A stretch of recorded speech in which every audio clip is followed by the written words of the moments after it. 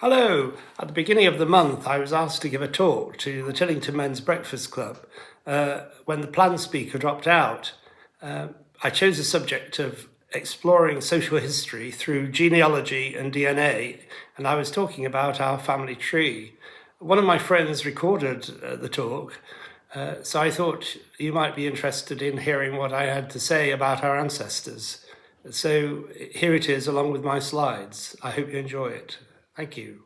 Today we're pleased because our Robert Inglis has kindly stepped in where Lord Ned Mercy dropped out because of an operation. So Robert's kindly stepped in, and with an interesting subject all about hereditary, which he's been a hobby of his for the last 50 years. So very pleased. I chose one of my hobbies, which is genealogy. And I've actually been doing it for, as Gerald said, for over 50 years. There was a 30-year gap in the middle when I had children, and it was not possible to do it. But a lot of people don't know much about their family, and the interesting thing is discovering where you came from and all about your family. But it's not just about the names, it's about how they lived. And what I'm going to do is to talk about the hunt for my great-grandfather, which has lasted 50 years. And then talk a little bit about the process of genealogy and how DNA now has come into this. And then I'm going to go through and pick out some of the characters that I've discovered on my side and my wife's side that have interesting social history, but also national history relevance. And so I hope that's going to entertain you for a while.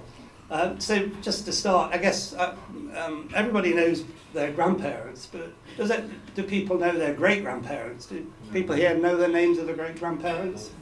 Well, there you go. So, okay, a few people do. When I first went to university, my grandfather had died, and I started asking my father about where we came from. Our surname is Inglis, and in Scotland, it's a Scottish name, and they pronounce it Ingles. So when I lived in Scotland, they called you Ingles. And I assumed that sometime in the past we'd come down from Scotland. And my great-grandfather, who was Thomas Bentham Inglis, so I'm Robert Bentham Inglis, so we've all had the Bentham.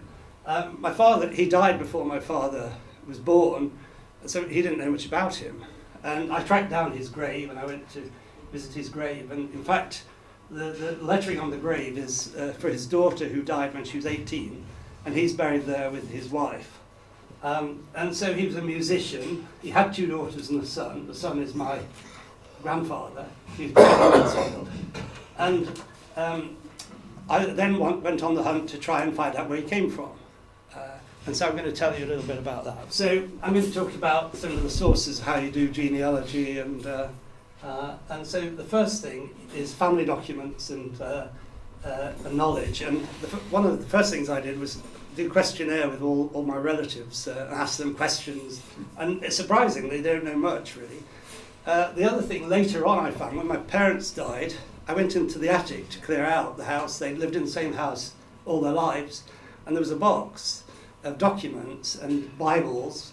And it had, what had happened is this box had been, people had added to it and had gone from one loft to another. And it had documents going back to 1840s in this box. So capturing that sort of information is really important.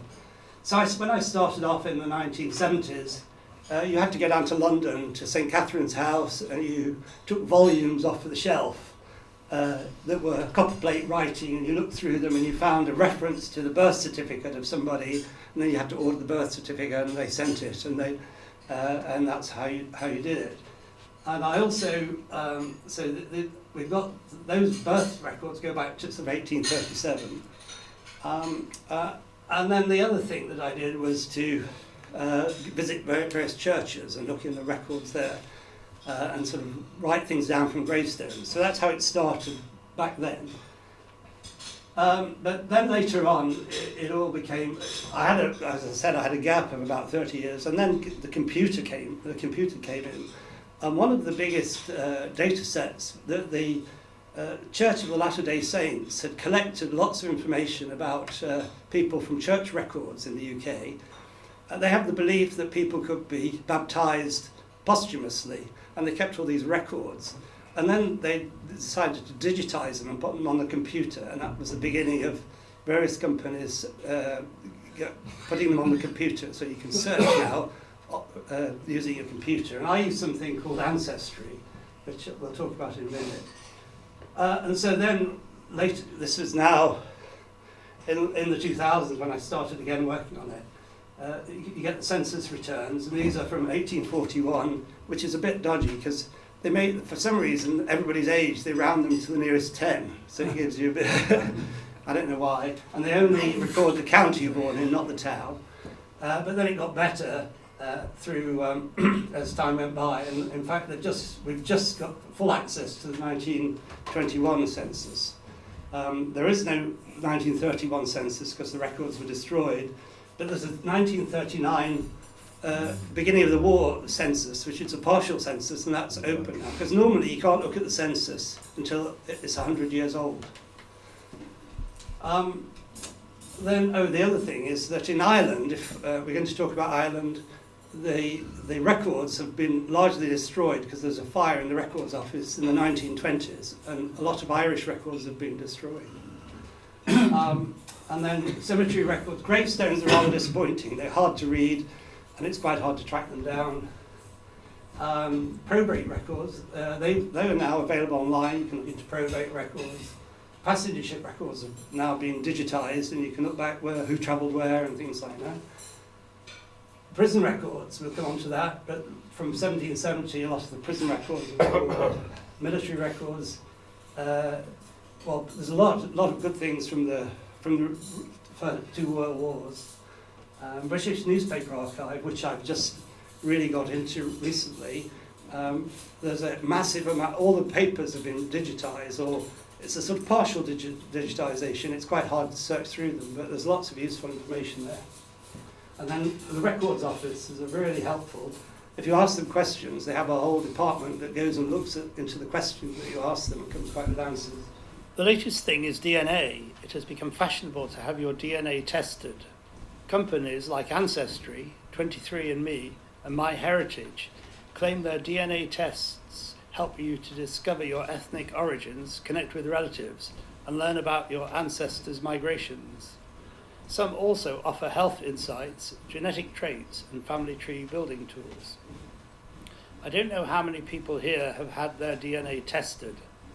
I've had it tested, done with all three of these companies. As regards to telling you about your ethnic origins, they just use models that are not very reliable. So they may tell you that you are 12% Scottish, 5% Irish, 10% Scandinavian, etc. One of them reckoned I was 5% Nigerian, but, and these are just models, they're not actually analysing the DNA, whereas what I want to talk about is using the DNA, much as the police would do, to identify criminals. We can use it to identify our relatives. So let's talk about my grandfather, Thomas. His daughter Elizabeth was old and frail when I started, and her daughter wouldn't let me speak to her, so she asked her some questions on my behalf. Elizabeth said that he studied at Dublin University until he was 28, and she heard him say he was born in Cheshire. She also talked about him teaching her the violin and my grandfather the piano. I contacted Dublin University, and they said there was no record of a Thomas Inglis. I kept going down to London, looking through all the records, and could find no birth certificate or marriage certificate. Later, looking online, there was no record of Thomas at all before the 1881 census, where he was staying at an inn with other musicians and stating he was born in Tarvin, Cheshire. He was born in 1845, and so it was quite puzzling, really. I found all the records for his wife, Elizabeth Bartlett, who was born in Exmouth. She was previously married, had 6 children, 4 of which died in infancy, and lived with her husband, Samuel Gratteriggs, in the Wormgate Inn in Boston in the early 1880s. In 1889, Thomas and Elizabeth had their first daughter, and on the birth certificate, Elizabeth gives her name as Inglis, formerly Bartlett, no mention of Gratteriggs. I surmised that Thomas must have visited the Wormgate Inn as a musician, fell in love with Elizabeth, and they eloped together, leaving her 2 young children, aged 9 and 3, behind. They could not marry, as Elizabeth was already married, so there was no marriage certificate to show Thomas's father's name. He moved around, and I tried everything I could to try and track him down. And I even had the people at the Cheshire Records Office do 2 massive studies trying to look through all the records. And what they said is there's nobody called Inglis in Cheshire anywhere, regardless of whether it's Thomas or anybody, nobody in Cheshire called Inglis. And he came up with all this, he came up with, the only thing he could think of is that it must be a stage name, because if he was a musician, you know, he maybe had a different stage name, but he definitely wasn't born in Cheshire. And I kept searching and searching, and about 2 years ago, in 2023, I started using the newspaper archive, which is quite tricky to search. I was looking at the places he lived to find out how he was employed as a musician. I eventually found out that he worked for the Alexander Theatre, which was a travelling theatre company. Following this lead, I sought out articles about them and found out that one mentioned that the pianist, whose stage name is Inglis, was a graduate of Dublin University and brother of the Reverend Canon English. So his real name must be Thomas English. The 1891 census gave his name as English, but I thought that was just a transcription error, as so often occurs. I immediately wrote to Dublin University and said, "Do you know any Thomas English?" And they said, oh yeah, he was born in Ireland. He was born in county, Queen's County, it's called County Lough now. And his father was a farmer, he's called Richard, and he told you, they've got a whole load of records, and they actually have also Canon English, which was his brother. They've got the record, he went to Dublin University as well. So that was, I suddenly had a breakthrough, and I looked up in the records, they have this Griffith index in Ireland that shows you who property. I quickly found a farmer living in Atanga, which is a small village in Ireland, and everything started to fall into place. So once this opened the floodgates, and I then went to Ireland to look through all the Irish records, and I quickly found that this is his tree. Look, here's my great-grandfather, here's his father, Richard, and I even found his father, who was a teacher and ran a school, and I quickly got a lot of his relatives. The way I got the relatives was I suddenly noticed that once I changed his name to English and put his father in, somebody in Australia was looking at it. I told you that somebody's looking at it. And I contacted him and said, "Why are you looking at it?" And he said, "Well, I've got a DNA match with somebody called Robert Inglis." Well, hang on, that's me. So we got together and shared all the information we had to build the family tree you see on the slide. You can see that I've now got DNA matches to a whole load of people in this family, so it means that I've definitely found my ancestors. We are Irish immigrants to England. And the other interesting thing is that he was born at the time of the Irish potato famine. And so many members of the family emigrated to Australia. They went in 1850 on a ship, they took the whole family out there, and one came a bit later. And in fact, later generations, a whole lot went to America. So I've got lots of relatives now discovered that they've got them in Australia and America. To round things off, I used Google Earth to find the family houses mentioned in Griffith's property record. This is Richard English's house on the left. That's where my great-grandfather grew up. The house on the right is where my 3 times great-grandfather, also called Richard, ran a school. I've had the help of a local historian to confirm I had the right houses. And this is showing you the tool is really powerful, this ancestry DNA. So if you see here, there's me and my father and grandfather and great-grandfather and right up to the top. And what DNA does is it identifies this person called here Joyce Pierce. And it's saying she's half-cousin, half-fourth cousin. And this 19 centimorgans is a measure of how much DNA we share. And that they can tell by that amount that that's the relative relationship. And it says, look, these are her relatives, and these 2 people, you need to investigate them to see they look like they should be part of your tree. And so it tells you that, I mean, you can find that there's somebody there and you don't know exactly who it is. But DNA is super powerful in terms of being able to identify people in your tree. Okay, so now what I'm going to do is talk about some of the people I've found. And first I'm going to talk about my ancestors. I grew up in Ilkeston in Derbyshire. It's a mining town, and many of my ancestors there are, on my paternal side, were miners. And I particularly picked on Robert Davis, who is the brother of my 3 times great-grandfather, and he was a miner. And the reason I picked on him is that he was interviewed in 1840 by the Royal Commission looking at the use of children in mines. And he worked at the pit called Shipley, which is within a mile of where I grew up. And as a child, I used to cycle around the mine when I was sort of, I don't know, maybe 10 or 11. Those days, they didn't have HSE or anything like that. You could cycle around and look at all the interesting things happening in the mine. And the other thing, the owner of the pit originally had a huge house there, but when the coal board took it over, they demolished the house. So you go through these wonderful gardens, and then suddenly there's the blot on the landscape where there's this huge pit. But he went down the pit when he was aged 8, driving, we're not sure, he said he was driving, it doesn't say what, horses possibly, for 10p a day. When he was 12, he wore the belt. Now this picture from that study, from the Royal Commission, shows you what wearing the belt means. He has a belt round him and he pulls the truck behind him. And then when he was 19, he followed the coves and levelled the floor with a pick and shovel for 206 a day. And he worked from 6 a.m. to 7 p.m, or maybe 8 p.m, with 30 minutes for dinner. And the pit is hot in places, the headroom's 4 foot, and coves can weigh up to 1,500 weight, or a ton. He was at school for a year, but did the easy lessons, and he attends chapel most Sundays. So it's really showing you the sad condition of young children working down the mines at that time. I like to think that Robert made a significant contribution to stopping children working in mines. Another of my relatives is Samuel Hatter. This is my 4 times great-grandfather, and he was a framework knitter. And framework knitting was very widespread in the Midlands, in Leicestershire, Derbyshire and Nottinghamshire. And they had them in the homes and often rented these framework knitting devices. And he married late and had 2 children. And they worked really hard. Locally, there's an expression, you don't want to be as poor as a stocking maker. And so he made stockings.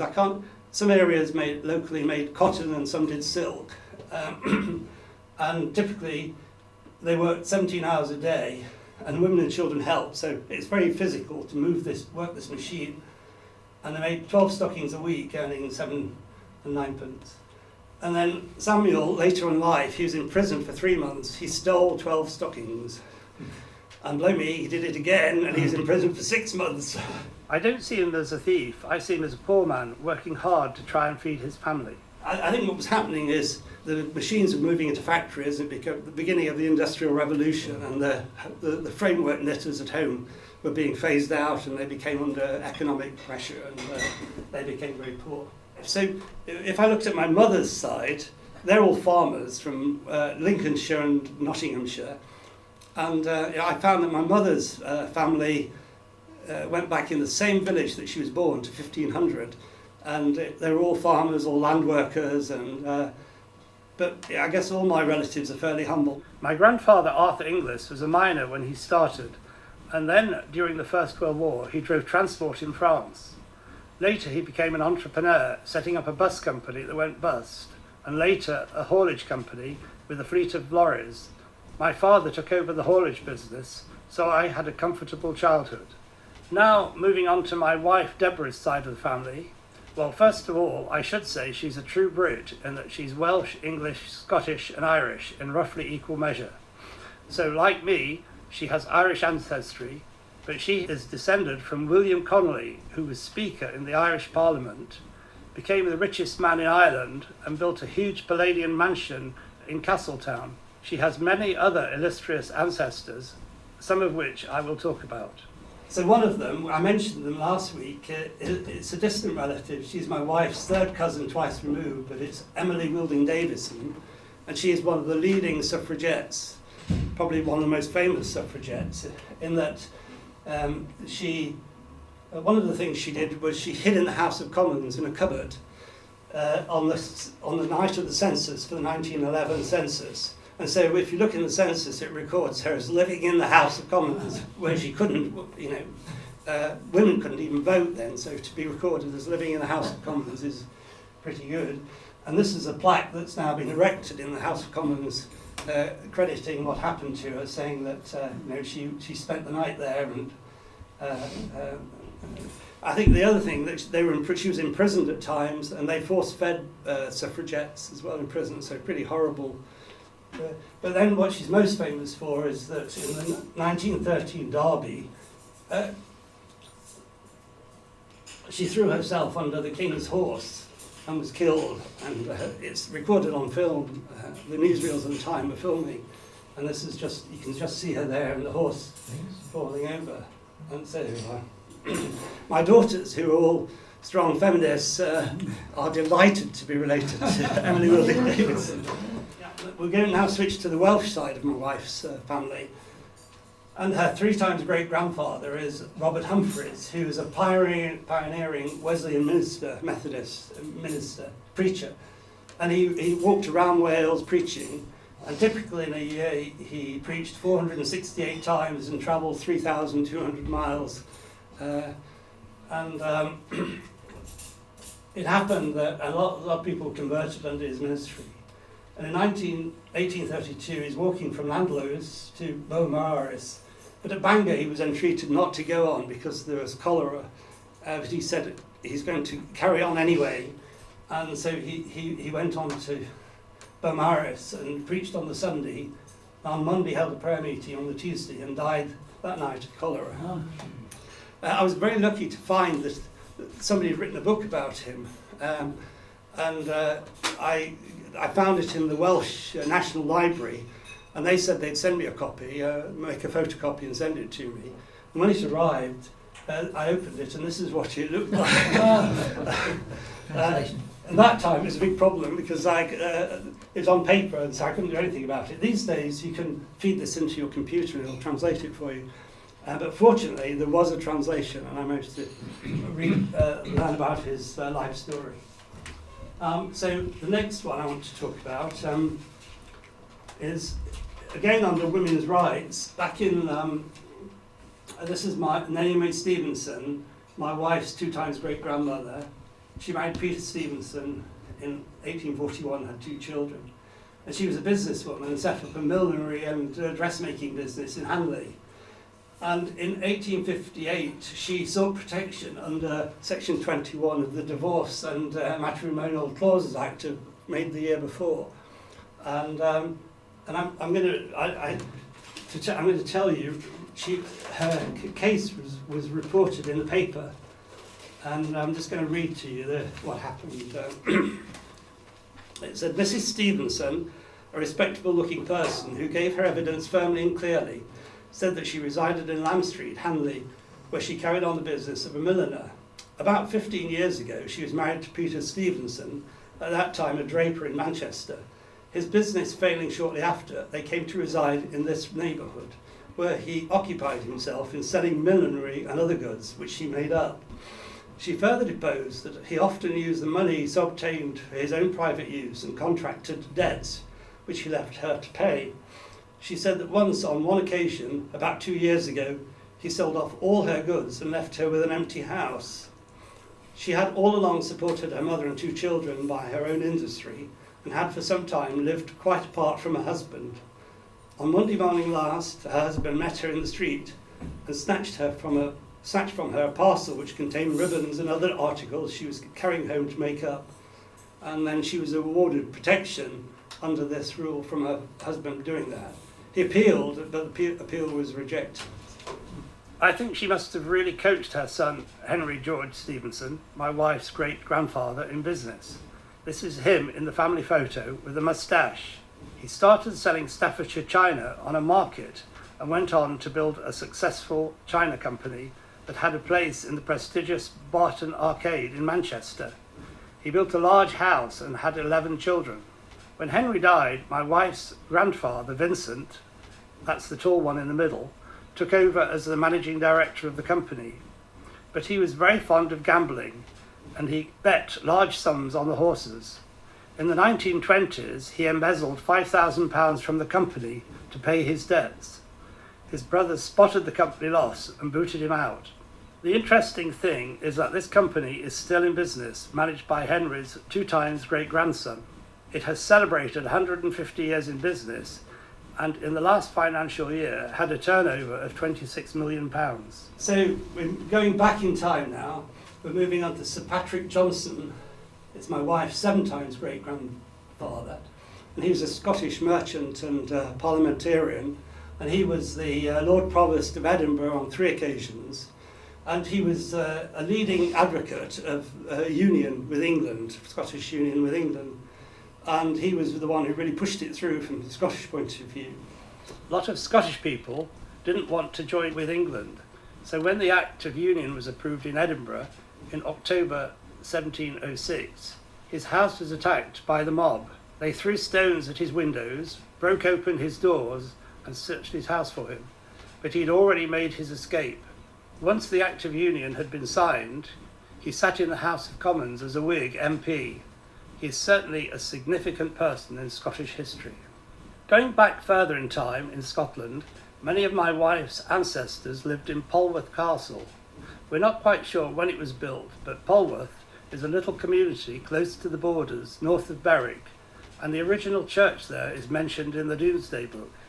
I want to pick out on a few people that lived at Polwarth. One of my wife's ancestors wrote a book about Polwarth in 1894, which drew on at least 2 earlier accounts by family members, going back to Lady Grizzle Hume, who I'll mention in a moment.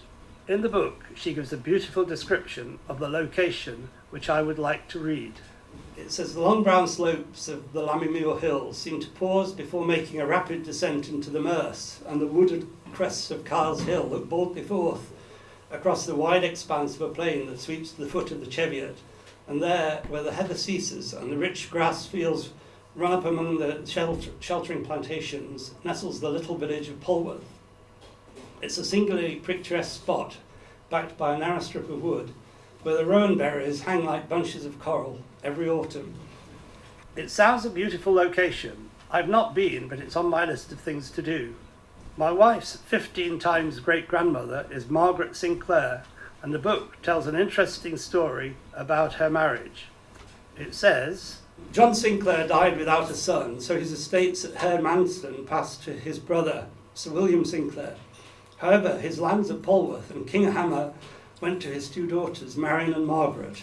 The heiresses were 2 young and beautiful, and among their many suitors they favoured 2 brothers, George and Patrick Hume of Wedderburn, but their uncle Sir William disapproved. Fearing that their lands would leave the family, he refused to give his blessing. He even took his nieces away from their castle at Polwarth to lonely Herdmanston and his stronghold on the northern slopes of Lammermuir. Though closely guarded, the sisters managed to send a secret message to Wedderburn with the help of an old beggar woman. A few days later, a group of riders, led by the Hume brothers, drew rein beneath the castle walls, demanding the return of their loved ones. They forced the uncle to surrender his wards and carried them back to Polwarth, where the couples married soon after. Patrick Hume, who married Margaret Sinclair in 1451, took over the Polwarth castle and estate, becoming the first Hume Baron of Polwarth. He was a man of great personal bravery and distinguished himself in the defence of the borders against the encroachment of the English. Their son Patrick, the 2nd Baron, was a noted person at the Scottish court. He owned great wealth and vast possessions. When, in 1493, he wished to go on a pilgrimage, Henry VIII of England sent him a special safe conduct to enable him to travel through his lands. King James IV of Scotland treated him with great favour, and in 1499 appointed him Comptroller of Scotland.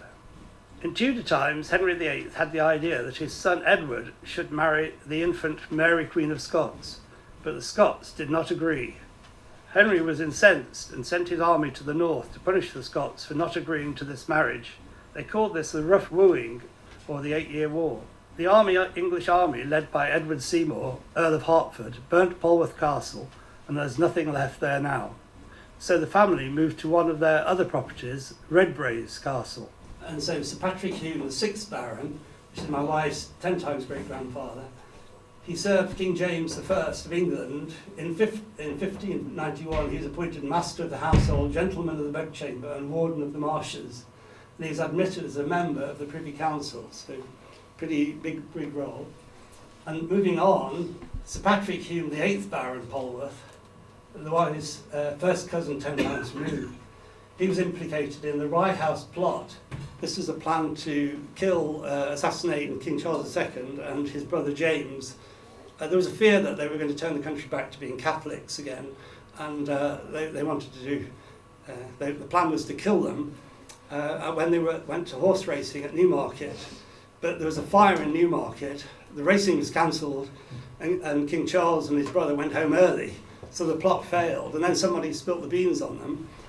And Sir Patrick had to flee and hid in the crypt of the Polwarth Church for a long time. His daughter, Grizzle Hume, used to bring food to him while he was in hiding. Later, he escaped to Holland and eventually made friends with William of Orange. Following the Glorious Revolution, in which King James II was exiled and William and Mary took over from James as joint rulers, Sir Patrick's star rose for supporting the Protestant cause. He was created Lord Marchmont, became very wealthy, and with his son built Marchmont House in the grounds of Redbrace Castle. Edward Seymour later became the first Duke of Somerset, and so his ancestor, Charles Seymour, is the 6th Duke of Somerset, and he was, with Elizabeth Percy, built Petworth House. And if you go into the carved room, there's a picture on the walls in the carved room of Lady Polwarth.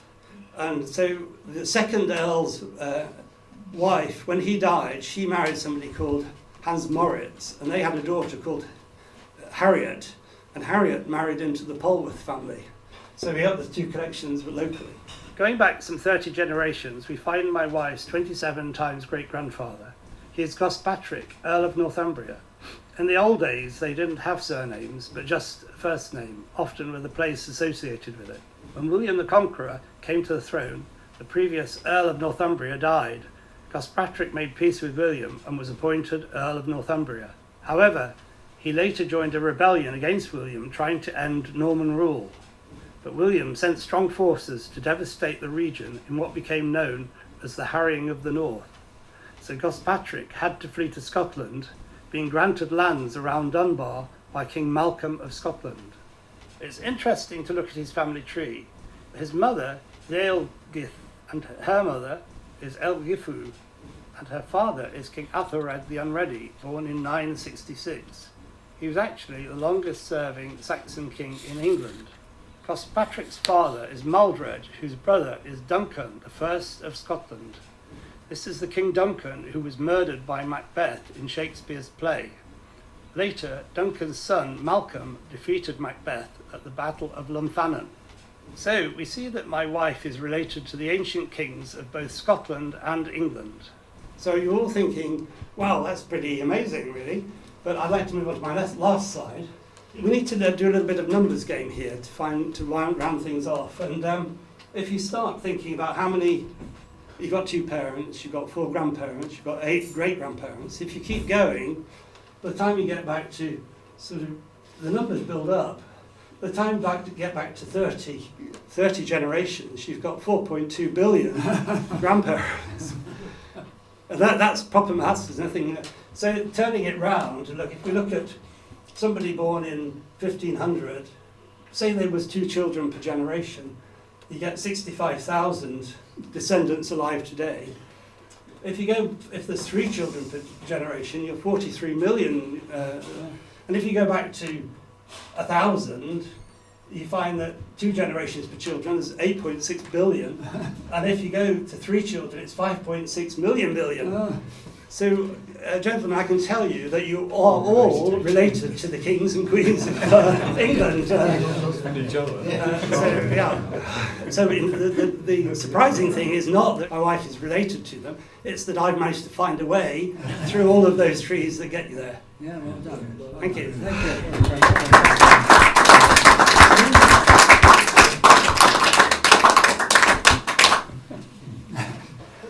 Well, thank you. I should say thank you, Thomas English. Yeah. Gosh, you've done a lot of work, and I do congratulate you, as well as all your busy life, your working life as well. and 7 children, isn't it? Oh yes, seven. yes, I'm making my own family tree. Yeah. So, and your wife, who is a lovely lady, and no wonder she's related to all these people.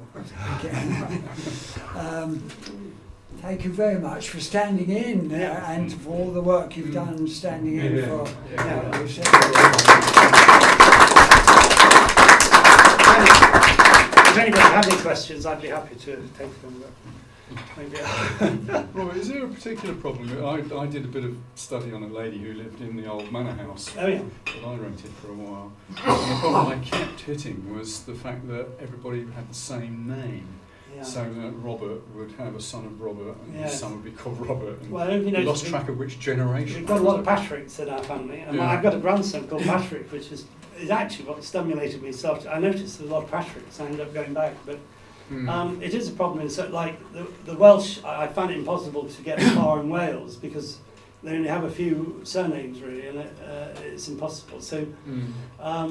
And that, that's where the DNA can come in. But I think what I've found is that it's not a lot of our English relatives that have got them, but in Australia and America, a lot of people have been doing the DNA testing, and that can help. But yeah, it is really, sometimes you really hit, I have I think my wife's family, they worked in the state of Chatsworth, and everybody seems to have there's a few surnames and they all have the sort of share it, and it's quite difficult untangling it. And I've done things like at a particular census, I've gone through and said who's in which house, and to try and separate who everybody is. But it can be quite difficult.